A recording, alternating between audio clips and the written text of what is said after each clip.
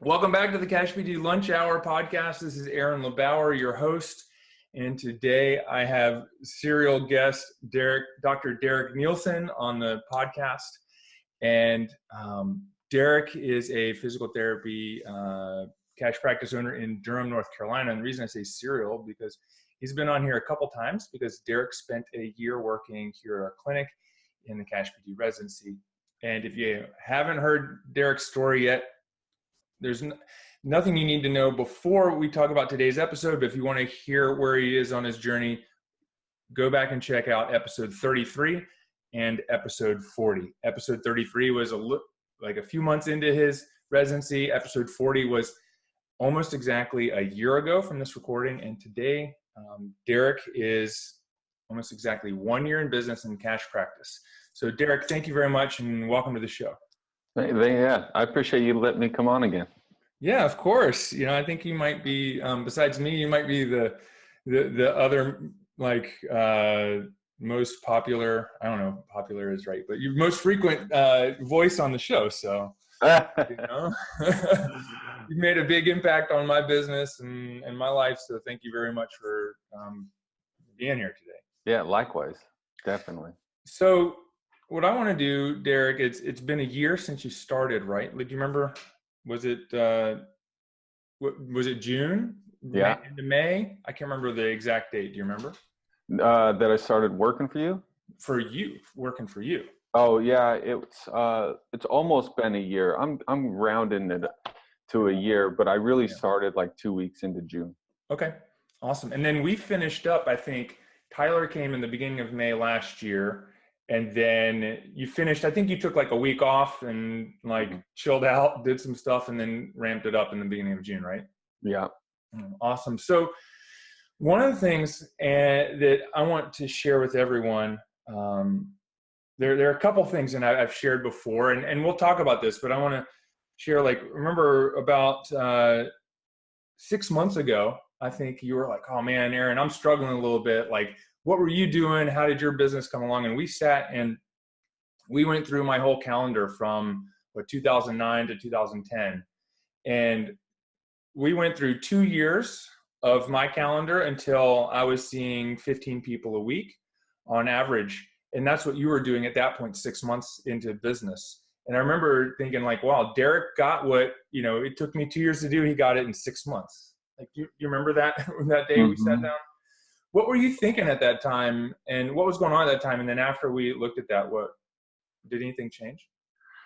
What I was thinking at that time was I was a little bit frustrated because I think I got off to a hot start. Yeah. And so it was like, oh, I'm feeling really good about, hey, I've got all these patients and this is going to be skyrocketing within no time at the trajectory that I'm on. But unfortunately, it didn't go like that.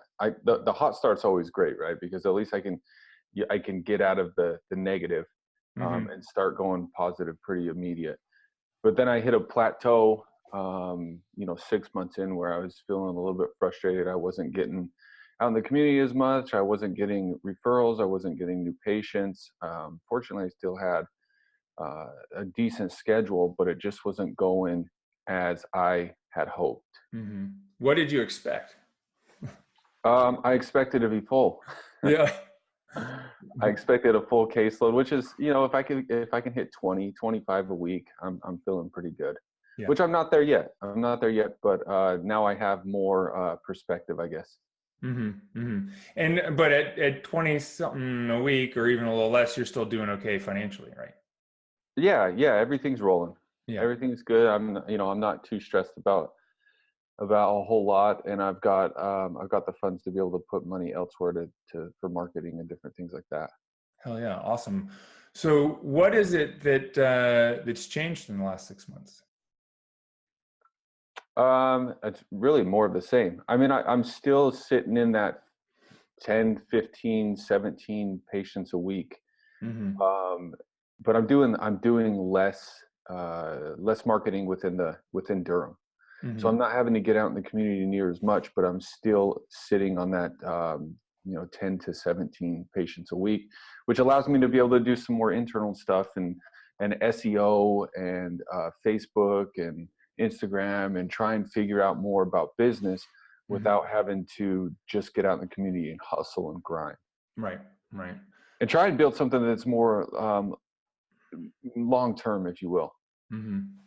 So immediately when you started, it was, okay, what do I need to do to get in patients now, get money now? And now it's turning into, okay, I've got patients now. Like, how do I ensure that they're going to keep coming?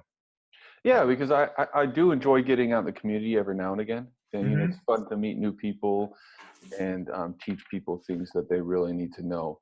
But it's also, you know, it's usually a weekend thing or a nighttime thing, and it takes away from your life.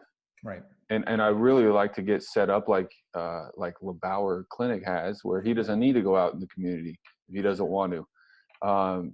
You know, get the back end stuff where the internet's just kind of helping you out. Right.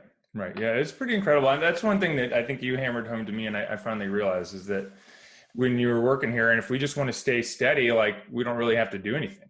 We just like Aaron, you're just hanging out, coaching people, not even marketing. I mean, what was your experience with that? Like, you know, how did that like negatively affect you when you like started your own business and you're like, God, you know, like, what was?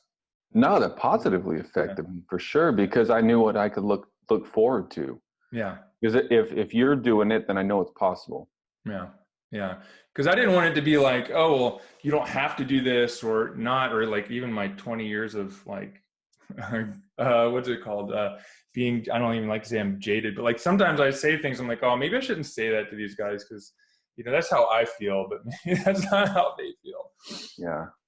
You know, so tell me, so you started in, I think this was pretty impressive. You shared with me some of your results as we went along, and I don't want to share these things to say like, you know, this is like to brag, but I think within 6 weeks, was it 6 weeks? Within 2 months, you had generated $10,000 in revenue.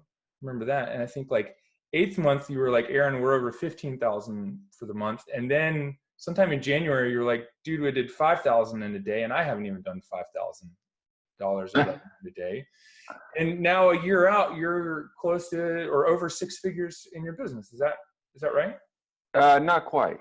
I made it really, really close to 6 figures, but I didn't quite get there. Yeah. Yeah. But then you started in like a brand new town. You didn't know anyone. And so, this year you're on track to do 6 figures probably for the second year, right? Yeah, I better be. Yeah. Yeah. You better be, or what? Or I'm doing something wrong, or I'm probably going to go out of business. Right. Right. So, one of the reasons I want to bring this up is because I feel like a lot of people I've talked to have just the expectation that they want to do this and just, you know, get $4,000, $5,000 a month so they can quit their other job. In your experience, why is that? Why is it important to either aim high or go big, or say, look, you know, like 6 figures is a realistic thing. Like, why is it not a problem for you to sell physical therapy and feel bad about charging higher prices? Because I've been on the other side of it. Yeah. I started with you right out of grad school, right? So I'm not like I didn't treat patients in in the model where people are treating 2, 3, 4 patients at one time. I didn't do it for very long, but I did it long enough to know that I didn't want to do it ever again. And so knowing that, and the clinical rotations that I was on, and some of the clinicians that mentored me in the rotations, I just felt like there was so much more to give. And then that's when I started searching out, okay, how can I make this work? Is there a different route that I can take? And this is back in grad school, trying to figure out, I don't want to go down this route because I'm going to get burnt out, and I know I can give so much more. And I knew it was possible to charge more. I knew that physical therapy, it's not just about what the public thinks that we give. It's we give so much more than that. And there's so many people out there that have absolutely no idea what we can offer. Right. And once we really can let people know what we offer and prove to them through testimonials, past patients, educating them, price really goes out the window to a certain point. What kinds of things are you doing or saying to people where it doesn't really matter what you're charging? Well, I give a satisfaction guarantee, number one. Mm-hmm. So that always helps a little bit. I'll let people know that if they don't feel like the session was worth it and they're not satisfied with the session, don't pay for it. Mm-hmm. Um, I make a payment plan. So if somebody doesn't have the funds in order to pay for a package up front, let's Mm-hmm. do a payment plan. So no matter what the objection is, there's a way around it. And it doesn't usually come down to money for the reason why somebody's not going to buy. Now there are those instances where it does, but typically it doesn't come down to cost as much as, do they trust you? Right. Do they believe that you can help them? Because if they fully believe that you're the solution to their problem, they're going to typically make it work. Mm-hmm. As long as Right. we have the processes in place to make the money side of things work, like a care credit, for example. Mm-hmm. Some way to make it so that they can pay, but they're not necessarily stuck with that big lump sum in the beginning. They have a payment plan throughout the longer period. Yeah. Are you using care credit? I did for a little bit, but they take too much money, Yeah. and so I went away from that. I'm thinking about using PayPal, because Mm-hmm. PayPal is a card that I believe I haven't used it yet. I've been doing a couple of self, because this is how you do it as well, is Mm-hmm. you self-finance. Right. Not really finance, but you allow them to pay over an extended period of time, which doesn't cost you any money. It doesn't cost them any money. So Mm-hmm. it's a win-win situation, but you are liable if they don't pay. You got to Right.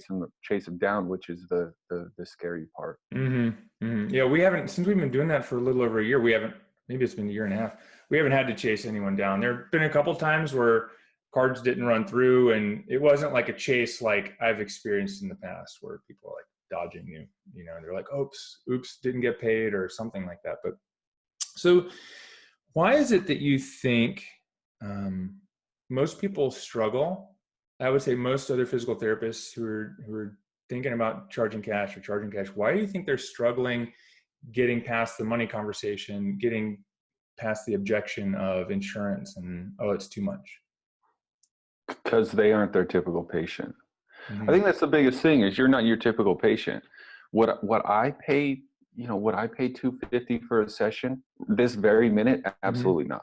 Mm-hmm. Absolutely not. I would not. But if I was in the circumstance where my pain was stopping me from doing X, Y, and Z, and working comfortably, sleeping a full night's of rest, $250, I would absolutely pay that. Mm-hmm. I would pay a couple $1,000s to get my life back. And so I think a lot of people get stuck on, you're not your patient. Somebody else is your patient, and somebody else is wanting you. They're looking for you. They're looking for a solution. They don't want payments. They don't want injections. They don't want surgery, and they want their life back. They don't know where to get it. And that person is not thinking about cost. They're thinking about a solution. And if you can be a solution to that person, um, that you can't really put a dollar sign on that. And Right. there's so many people out in in the public that are looking for you. They're looking for a solution, and they've gone to PT, they've gone to chiro, they currently go to massage, and they find a little bit of help, but they don't find any long-term lasting effects. And they're paying money. They're paying money to somebody, and they're not finding a long-term solution, even though they're paying money to somebody. So it's really not getting caught in looking at the mirror and thinking about that you're your own patient. And Mm-hmm. also don't listen to people that tell you charge too much. Listen to the people that pay for your services. Listen to them and see what they think about it, and find more of them. Right. Right. That's awesome. Have you had other people tell you charge too much, like physical therapists or, people around you saying, hey, Derek, you shouldn't be charging that much, even though they're not your patients? Yeah, definitely. I have some people that I went to grad school with have told me that, but I'm fine with that. I just kind of Yeah. laugh it off and say, well, I've got 15 patients this week. We'll keep going. Right. No, that's awesome. Yeah, I think at some point I was struggling, and this was like 10 years ago, maybe a little bit less. And Andra was like, Aaron, well, your patients keep coming in. They they think you're doing great for them. And I was like, oh yeah, listen to what the patients want. So how do you find your perfect patients? Like, what are you doing to get in front of these people who want you to help them and need you to help them, you know? The biggest driver for me in the first year has been workshops. Mm-hmm. It's been getting out in the community, going to gyms. I was in a situation where I was renting space for the first like 8 months, I was renting space out of a facility that had enough room for a workshop. So I'd run one of those every month and get some people in from there. But that was the biggest driver, was just getting in front of people. Because I think the quicker that we can get in front of people, I mean, the quicker they're going to know, like, and trust you, and the faster they're going to come in for a visit. So can you tell us a little bit about the workshops? Like, how did you like get them booked? You know, like what was the easiest way, or what was the way you found to be able to go and say, hey, get a workshop at, like, you know, the gym or Burn Boot Camp or something? How'd you get those contacts when you didn't have them? Honestly, I just emailed everybody. And if they didn't get back to me, I emailed them again. And if they didn't get back to me, I emailed them again. You know, I would have stood better chance if I probably would have walked in there. And some people never got back to me, but it was just totally fine. But walking in there, I probably would have stood a better chance of getting a workshop with them. But at the same time, there's so many gyms and healthcare facilities, and it's insane how many there are around. So, I mean, if you want to work with like CrossFit athletes, obviously you should just go to the CrossFit gyms and walk in there. But I want to work with active people. I don't necessarily want to work with, not that I don't want to work with them, I definitely do, but I'm not like stuck into a niche. Mm-hmm. You know, I want to work with everybody that wants to stay active and healthy and mobile. They're my patient. Yeah. So I was fine. Let me just email all the gyms in the area, and let me invite them for coffee first of all. Hey, I want to get to know you. I want to get to know your gym. I want to see if I can save your clients from falling off your schedule. So right there, I'm trying to offer them something of value, right? I'm trying to save them money by saying, hey, let me offer you something of value. Let me get in front of your clients. Let me do free movement screens, free movement assessments. I'll even give them one or two things that they can start doing immediately, so that they can feel better in their workouts. And if you're having clients fall off of your schedule, let's talk about it. Right. That's awesome. And so it's a win-win for everybody. It's a win for the client because they feel better. They keep being able to exercise. It's a win for the personal trainer or the gym because that client keeps coming in and paying them. And then it's obviously a win for me because I'm helping people out and I'm making money as well. Right. That's great. So you're not like leading with hey, I'm a physical therapist and I do these great workshops on plantar fasciitis. You're leading with something of value, asking questions, you know, inquiring, right?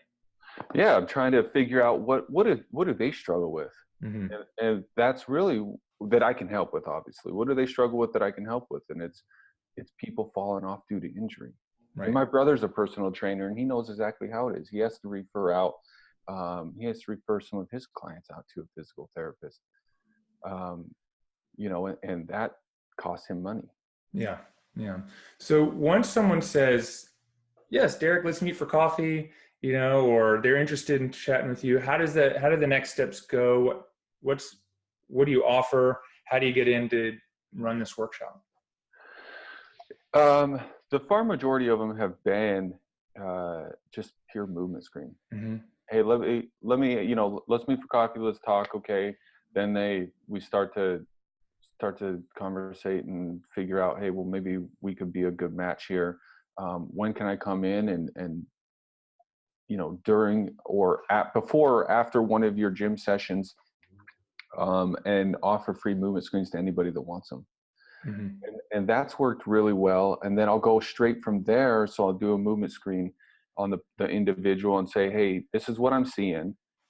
But what I would like to do is offer you a free total body diagnostic where you can come into the clinic and sit down with me for 30 to 40 minutes. We'll dive into this quite a bit deeper, and I'll know better exactly what's going on, and we could talk about care moving forward if that's something you're interested in. I'm like, heck yeah, let's do that. And then right there, it's don't expect the person to call you. They're not going to call you. Hmm. I made that mistake in the very beginning. Was like, okay, well, reach out to me and we'll get that set up. Yeah. No, that was a big mistake. Nobody calls. And so I had my phone right there, knew my schedule. Hey, when can you come in? Schedule them right from my phone right there. Or at least get their information and call them on Monday morning. But even that is hard to get people to come in. Hmm. It's like try and get them scheduled right in the moment. So get the commitment right away, like not just a verbal commitment, but they got to take some kind of action, whether it's, like creating a commitment of scheduling or of, even probably when you come to the TBDs, like putting some money down, right? Yeah, that's a good idea. I think having somebody pay some money obviously is going to get them a little bit more invested, and it's going to show you how willing they are to move forward with care. Yeah, and I'm not saying like pay for the TBD, but versus I think one of the things that Tyler struggled with, and I don't know if you know this, was like over the winter he was getting a lot of TBDs, and he'd get people at the end, and he wanted to give them so much value that he was like, "Well, we'll do the eval next week," and he wouldn't get them to commit financially, and they just disappear. Versus converting right then and getting that commitment of let's pay for today, or let's commit to the plan of care, that kind of thing. That's what I'm thinking of. Gotcha. Yeah. Have you had a similar experience at all? Like we're going from the free visit to the paid eval. You've struggled with that and figured out a way to make that work the best? Yeah, definitely. I still struggle with it. Yeah. It's because everybody's a little bit different. You're like, what do they want? How can I show the most value? Do they really want me to give them a little bit of treatment and see if I can improve their symptoms in 5 minutes, or would they rather just talk? Like, Mm-hmm. what is somebody? And you're always guessing a little bit. But right now I'm transitioning because I was doing a lot more. Okay, let me just show them that I can help them by Mm-hmm. actually helping them and doing a little bit of treatment. But I feel like that's kind of hasn't worked as well. So what Mm-hmm. I'm going to transition to now is, and it's always a test, retest all the time. But I'm gonna transition to let me just talk more. Yeah. Let me ask them more personal questions. Let me ask them what they want in a physical therapist. Let me ask what a perfect treatment looks like to them, what it stops them from doing, what their number one goal is, and just listen a lot more and talk a lot more and do a very, very little amount of movement and just do enough screening and identify the problem, push them where it hurts, and say, I can help you. Mm-hmm. The end.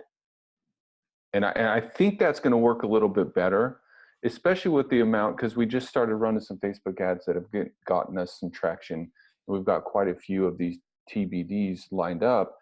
And I could feel, I could find myself getting frustrated if I'm like, gosh, I can help you. I know I can help you. And I give you treatment. I'm like, what did I do wrong? But this way, just talking with them a lot more, I think will help me out as well. It won't allow me to get as frustrated if people don't move forward with care. But I think I'm hoping that it also improves my rate as far as people moving forward. Yeah. So what's so frustrating about it when patients aren't moving forward with care?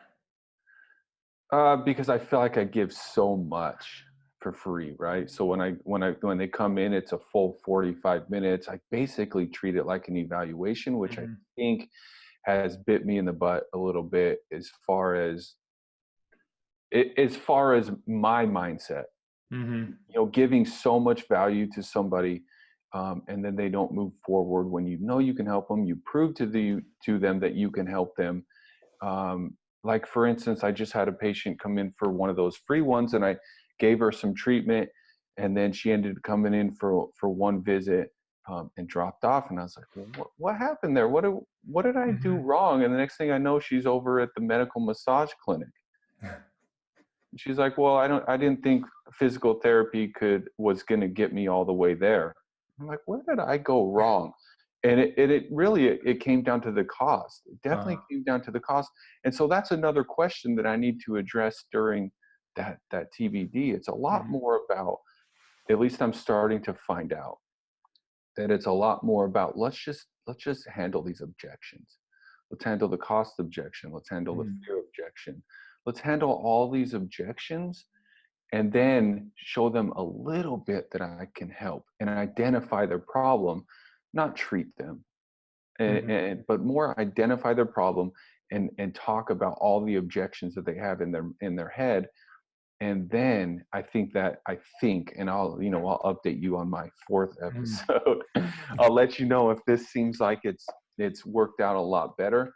But I really do think it's going to help. And then I know for a fact it's going to help me as well, because I get frustrated if I'm offering all this treatment and then they don't move forward. Yeah, no, I mean, I think you're on the right track because, I've noticed this, and it's interesting. People will ask me questions. Well, Aaron, can you help me with this or help me with that? I was like, well, look, you're not a client. You're not paying me yet, so I can help you, but you're probably not going to do anything, because that's just typically, if people aren't paying me something, they're not really doing what, like, I'm not it's like they're not contracted with me as the person to do something. It's like, oh, it's good advice. Maybe I'll listen to it. Maybe I won't, but they're not a patient or client. And that's what I've found over the last 4 or 5 years, is that, oh yeah, that's what it is. Because I always know, like, it's frustrating when I know I can help you, but that person doesn't want me to help. They're willing to sit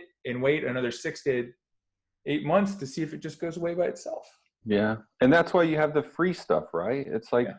here, for instance, I wrote a book for patients. If you're not going to move forward with care, let me just give you a book and start to educate you, or read a blog post, or let me send you something that you can start to learn a little bit more. And then maybe, hopefully, you'll start to trust me by reading that. Right. And then the next time I see you, it's not a question of if you're ready to move forward with care, because you've read my book and you know more about me, you know more about my philosophy, you know more about your body, you know more about healthcare, and now you're finally ready. It's the same thing. I'm assuming it's the same thing with you. It's like, I've got this free stuff. Hey, if you're not a client, read the free stuff. When you're ready, take action on the free stuff. After you've taken action on that, let's talk, and then we can move forward with our services here. Yeah. What do you think it is that is motivating these patients to come see you, work with you? Is it something you're saying to them, or is it something that that they have that's different than maybe other types of patients or other people? Like, what motivates them to come see me? like, what is it that, like, I guess maybe the question is, how do you find out, like, how do you convert someone who's skeptical, who has some objections?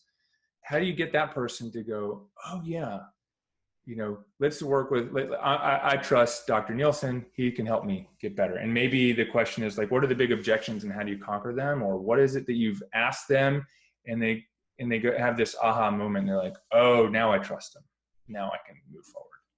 Yeah, I mean, it depends on where the person comes from. So if they come from a workshop and they come in for a total body diagnostic, I stand a much better chance of converting that person. Mm-hmm.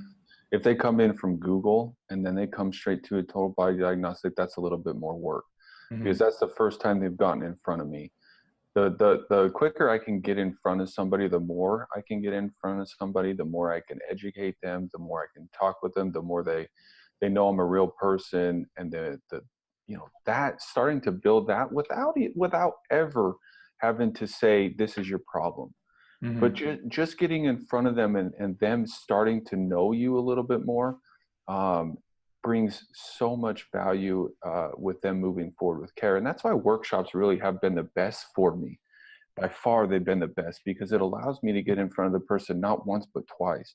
I get in front of them for the workshop, and then they come in for that total body diagnostic, and I get in front of them twice. And then now, like I said, I've made a book, and I'll give them a book in that total body diagnostic. Here, read this. This is going to educate you even more. And so the more value that I can bring to that person before I even ask for a penny from them. Let me back up. With that total body diagnostic, I do bring value by treating them, but that just doesn't seem like that's been the catapult to get me to sign them up for a plan of care.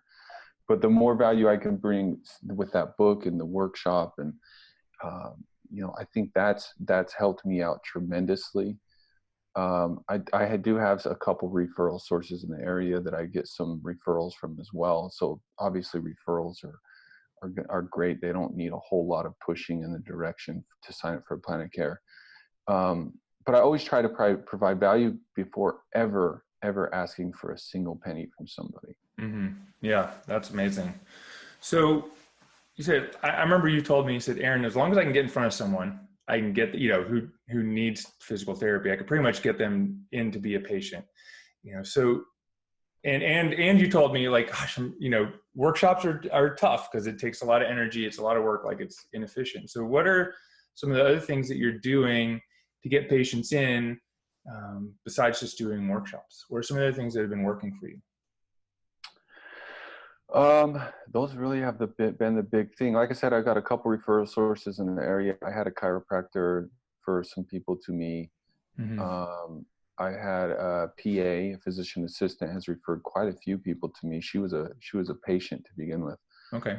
And then referred quite a few people to me. I've got a psychiatrist has referred a couple people to me that was a patient. So it's been coming from quite a few different angles. Some people have found us on Google. I ran a Google ad, which got me a couple patients. Mm-hmm. And then asking for referrals. Hey, do you know any, and this, I just started doing this a little while ago, is during that, at the end of that total body diagnostic visit, right now I'm running a referral, a free session for if someone comes in saying, so the person gets a free session if somebody comes in off the street and says, hey, this person referred me. Mm-hmm. And then if they move forward with a plan of care, I'll give out a free session to the person that referred them. Oh, wow. For now, because I'm still building everything up. That's not going to be around long term, but Mm-hmm. that's here now. And at the end of every total body diagnostic, I'll say to the person, hey, if you benefited from this and you know somebody else you think would benefit from this, here's a card and please give it to them and have them come in for a total free session. I've got a couple from that as well. Cool. So is that like just a regular business card you give them, or is it something different? I was doing like a rack card.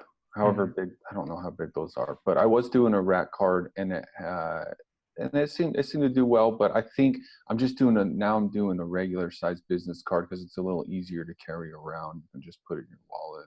Yeah. Is it just like does it look just like a traditional business card, to have a different message on it or anything like that?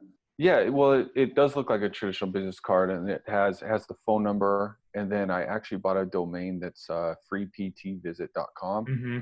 So, and if they type in freeptvisit.com, it just takes them right to my website page that has the total body diagnostic right on it. Oh, so wow, that's that's awesome. So it's an easy URL to remember. That's so great.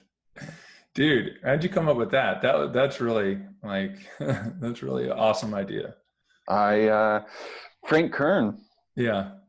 I was following him for a while, and he was using all these URLs to try and get people to buy into his products. I'm like, why don't I just buy a URL for a free PT visit? Yeah. It's just an easy way for people to remember. And dang, that's a great strategy. Are you doing that anywhere else, or is this like the first thing? I'm doing it for the book as well. Mm-hmm. I've got a book, and it's thepainreliefbook.com. Yeah. Awesome. That's so cool. And I was trying to get people to opt into the book, but I just started, I'm a little off topic, but I just started, hey, you know what, I don't even need you to opt in. Just read the dang thing. I don't want your email. I don't want your name. I don't want your phone number. Here, just type in the URL, get the book, read it. If you like it, there's a call to action in it for a free visit. You can come in for a free visit. Mm-hmm.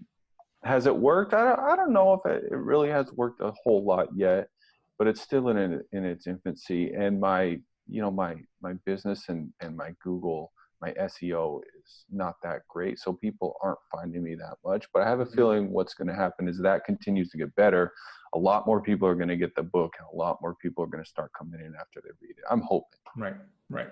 Well, from what I see, like your posts on Facebook, when you're talking about the book, like it's great. It's amazing and great information. And, it positions you as an authority. It's like, hey, I'm Dr. Nielsen in Durham, and I wrote a book on how to get out of pain or, and live an active life. And it's like, oh, like, what other doctors in Durham have a book?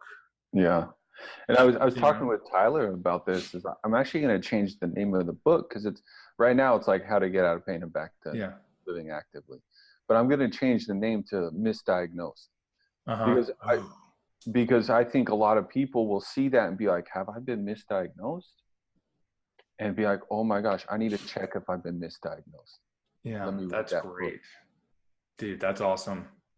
We're gonna do, and you know, it's interesting. I'm planning a master class next week for the Platinum Mastermind members on publishing the first book. So, and getting it listed up on Amazon. So that'll be interesting to hear what you've done and get yours up there too. So I mean, that's a great. I think that's a great title, man. I think that sounds really awesome, because it's it puts a question in people's minds, because you know, how many people come in to see you and say, I have bursitis, you know, in my hip, and I think it's I think I got it from my parents, because my parents have bursitis. Yeah. And all they did was push on it, and they diagnosed me with bursitis. Yeah, or just took they didn't even push on it. They just gave me a X-ray, and nothing was fractured, so it must be bursitis. Yeah. That I'm hoping the title of that book gets people often into it for sure. Yeah, that's really cool. So, tell me about. So we got the marketing, your best marketing strategies. What are some of the marketing strategies that you did that didn't work? You know, that you were like, oh, that was a waste of time or money or effort. Way more.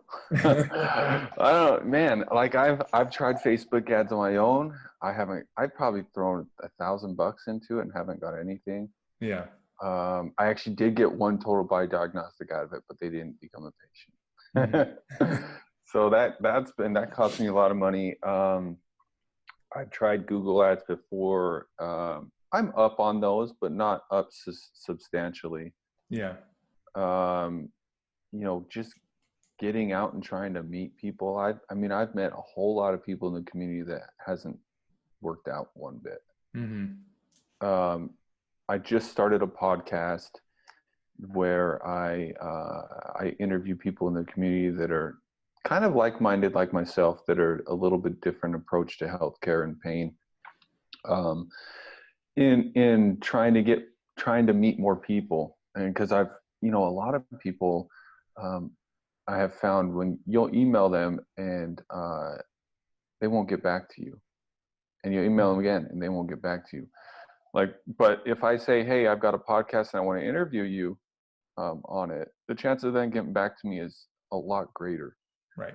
And for instance, I met an MD out here. Now, she hasn't referred anybody to me, and I don't know if she will.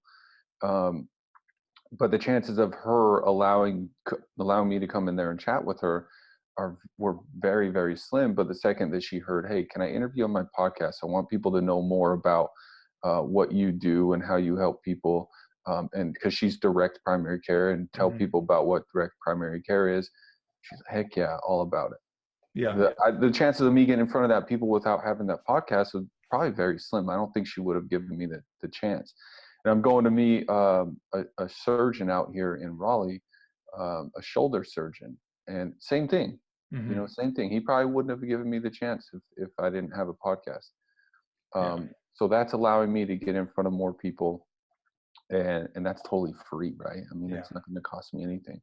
Yeah, that's awesome, man. So, I think it's so much more valuable for them. Like, it positions them, you're positioning them as the expert, and like, here, I'm going to give you tremendous value. Let me put you up on a pedestal and talk to you about what you like to do in front of our community.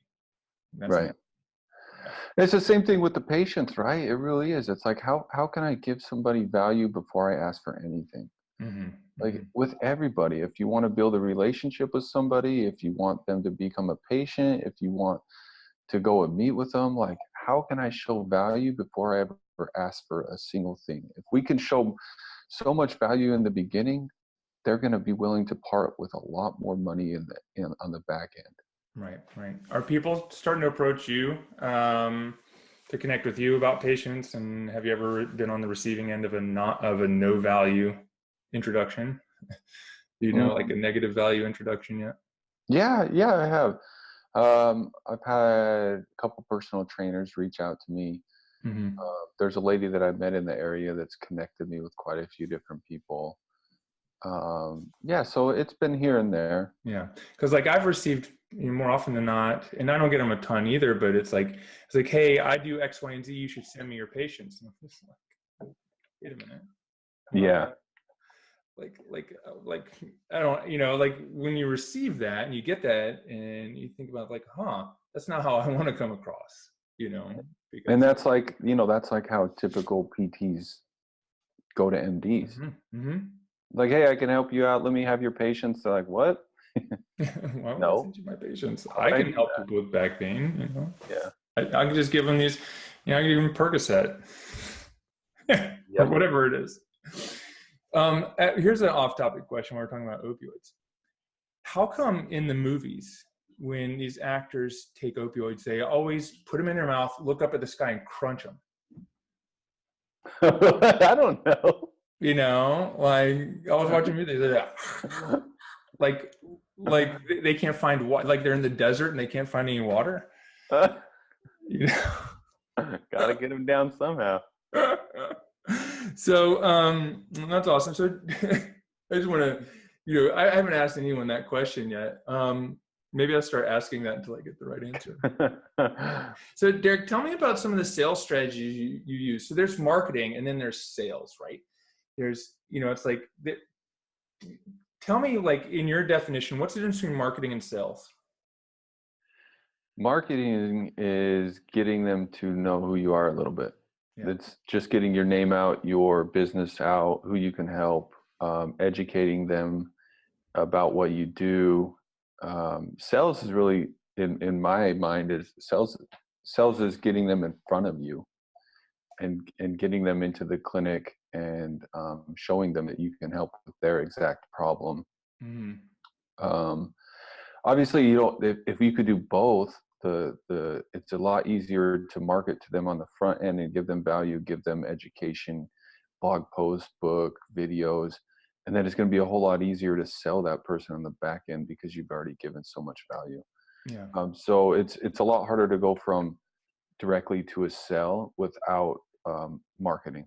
Right. And when it comes to the time to sell or create your offer or say, hey, Ms. Jones, it's going to be $2,000 to, fix you or help you fix yourself. Did you ever struggle with that part? I still do. Yeah, definitely. Yeah. With the assurity that I can help somebody. Mm-hmm. Yeah, definitely. And that's part of the reason why I have that satisfaction guarantee is for me. Yeah.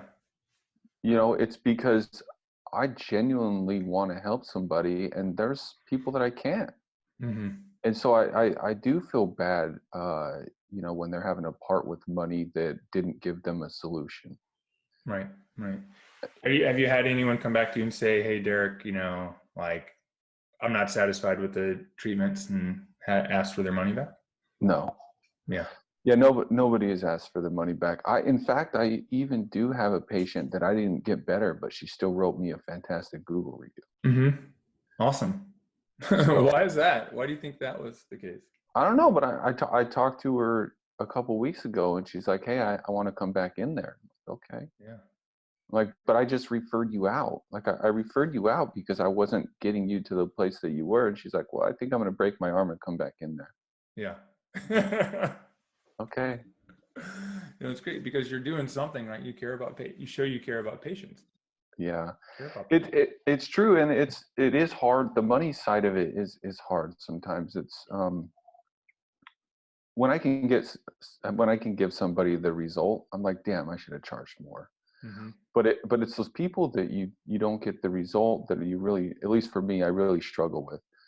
And I am starting to offer packages. So I just raised my rates because I was having some patients drop off after a couple of visits because they were getting some pain relief, and they didn't want to pay the price. And so I raised my rates, at least my single session rates. They're $51 higher than if you buy a package. So I'm trying to combat the people that just want to come in for 2 visits and then stop showing up. I mean, if they want to pay $51 more a session just to come in a couple times, that's okay, I guess. But I'd rather have the person that's going to get the long-term result, and which is why I'm showing them that I'm saving them a lot more money if they buy a package. Mm-hmm. Mm-hmm. Yeah. So it's like a price anchor. You basically It's definitely, you can pay, $250, come in one at a time, or if you commit to coming in over the course of time, I'll give you a discount for committing. yeah, exactly. Yeah. And then people get a lot better results when they keep coming and they show up those 8 visits or so. They're going to Right. get a lot better result than if they come up for the 2 and then they just stop showing up. So I'm trying to stop that. Mm-hmm. And I'm stopping that by that price anchor. Yep. Yeah. So how come, or how do you, like, if someone comes in and, here's one question and objection I get from a lot of people. It's like, well, if I sell them 8 visits, and what if they're better in 5? What do I do? It depends on what they define as better. Right. So is better they're out of pain, or is better that they move great and they function well? Because I find a lot of the times that even 8 sessions isn't enough. Mm-hmm. But again, it's the cost thing sometimes, where it's 8 sessions is enough for them, but there's still so much that I can work on with them. But it's like, what, and I always ask the patient is, it's like, what do you want? Do you want to move better in your neck, even though you complain of back pain? Because there's a lot of neck stuff that we can work on. I see you don't move well there. I see your shoulders need some work. I see your knees need some work. So, I mean, I feel like I could go, for the far majority of patients, I could go 15 visits. Yeah. And get them moving better all around. It's not just about the area that hurts. Mm-hmm. It might even, just the area that hurts might be the problem that brings them in. It's keeping them from doing what's important to them, but not close to the only thing that's like inefficient and not working well for them. Yeah, definitely. Yeah, there's always something to work on. Right. There always is. And the other thing is, like, I have patients that they start feeling better, and they don't want that full body thing. They just wanted the pain relief. And I let them know, hey, what do you want from me? Mm-hmm. Like, because I can work on other areas, and I'll show them and say, hey, this should be moving like this. This should be working better. It doesn't hurt, but there still is a problem here. Right. And I do have some patients that they don't want me to address that. They're not ready for, they're not athletes. They're just, 50s, 60s, and they just want to go through their day, be able to go on walks, ride a bike, that type of thing. And so they'll buy a package from me to save the money. But then if they don't use all of them, they save them. Yeah. So when they need them in the future, they've got 2 or 3 visits that they've already paid for whenever they need them. Mm-hmm. So the package, even if I don't use the full 8 visits, I'll let them know that, well, there's things to work on with you. We could do that, or you can save those 3 visits for a later date when you need them. What would you like to do? Yeah. Yeah. Awesome. That's great. So tell me a little bit about, before we wrap up, what's in store for you in the next year? Like, what's your goal for year number 2? I just hired a front desk. She's only working about 12 hours a week, 12 to 15. Mm-hmm. So my goal is to get her up to 25 or so. I think she's going to cap me at like 25 hours a week. She doesn't want to work more than that. Yeah. So I might have to get another front desk. We just started the Facebook ads, which have been a lot of leads coming through. So that's going to take a lot of time and a lot of effort. But my goal is to get full. My goal is to see 25 a week, and I'll be happy. And then I would love to be able to start at least considering bringing on another PT within another year. That's not necessarily find one, but at least start saying, okay, I feel like I can count on this amount of patients showing up every month. I can count on this amount of leads coming through. And I can see, by mathematics that we're growing. And so I can start to count on things, and then kind of give a good estimate of, okay, I know I'm going to need PT within 6 months. and then bring somebody on. That's where within a year, I would like to be really seriously considering bringing on another PT. Mm-hmm. Do you know what you need to do or what metrics you need to hit to make that happen? Right now, I just have a marketing problem. Yeah. And we're starting to figure that out. We're starting to get a lot more leads coming through. My SEO is starting to get better, so some people are starting to find us on Google. Mm-hmm. That's my big flaw right now. But I know what's going to happen is now that we're starting to get that stuff, I'm going to see another hole in the bucket that I'm going to have to plug. Mm-hmm. And I don't know exactly where that is yet, but it's definitely, I know it's coming. And so there's always going to be something that we need to do. But right now there's a marketing problem with getting leads, and we're starting to figure that out. So where I'm going from there, I don't know yet, but I know it's going to all of a sudden pop up, and it's definitely going to let it be known that I need to work in a different area. Yeah. Awesome, man. So if you had some advice to give to someone else who's recently started their cash practice, or they've been struggling for a little while and we want to scale up and hit some, good realistic numbers, what would you have to say, to them?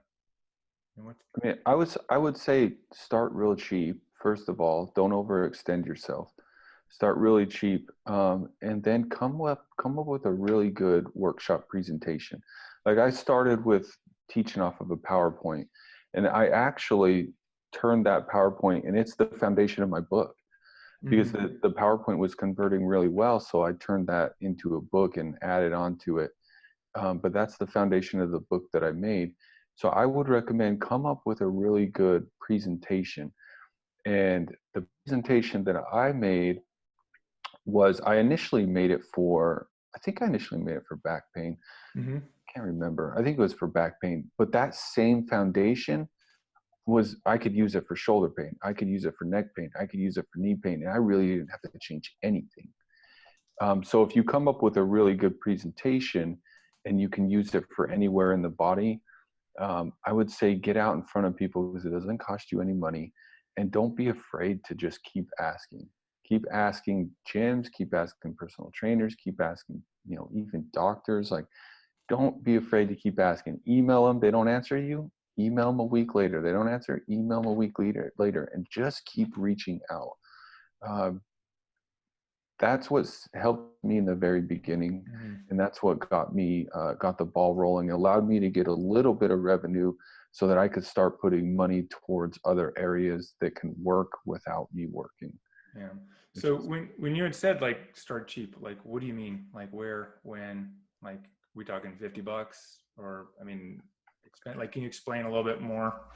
Clarify. I mean, I rented space out of a wellness center, and it cost me like $350 a month. Mm-hmm. And I think I had like 20 something hours a week within there. So I didn't have a designated place. I literally, I would share a space with the people. And I had to, and the reason why I left there was because I was busier than all of them, but I didn't have my own room. Mm-hmm. And so when they came in and they had clients, I had to leave the room and go into a different room. I was like, this just isn't going to work for me. But I would, recommend just reaching out to even a gym. Like, they might have an open room for you. And you can do a workshop inside of that gym, or massage clinic. There's a lot of massage therapists that have available room. They're not booked 80 Mm-hmm. hours a week. They've got space, and a table if you need one. I mean, they've got all the stuff sitting right there. Yeah. But just get out and find somebody that isn't utilizing all the space that they need. And like, gyms would love to have a physical therapist in-house. They would absolutely love that. Yeah, that's awesome. Yeah. And so what you're saying is really like get out there and make the essential, get the essentials ready to go, rather than, making sure it's like the biggest, baddest, 5,000 square foot clinic with all the latest equipment. It's more like just get the essentials and get in front of people. Yeah. I mean, basically all I started with was a table and a bed. Yeah. And my hands. I mean, and some needles. Right. And a couple kettlebells. That's right, and a couple kettlebells. But you don't need a whole lot to start. Mm-hmm. Mm-hmm. Yeah, that's awesome. Well, Derek, thank you so much. That's great. I mean, some great nuggets. And if someone wants to find out a little bit more about you, if they want to check out your book, where can they find your clinic and get in touch with you? Clinic's called Kaizen Physical Therapy. I named it that because my last name is Nielsen, and I just didn't think Nielsen Physical Therapy sounded cool. But Kaizen, it means, and I have people call me Dr. Kaizen. It's funny. Nice.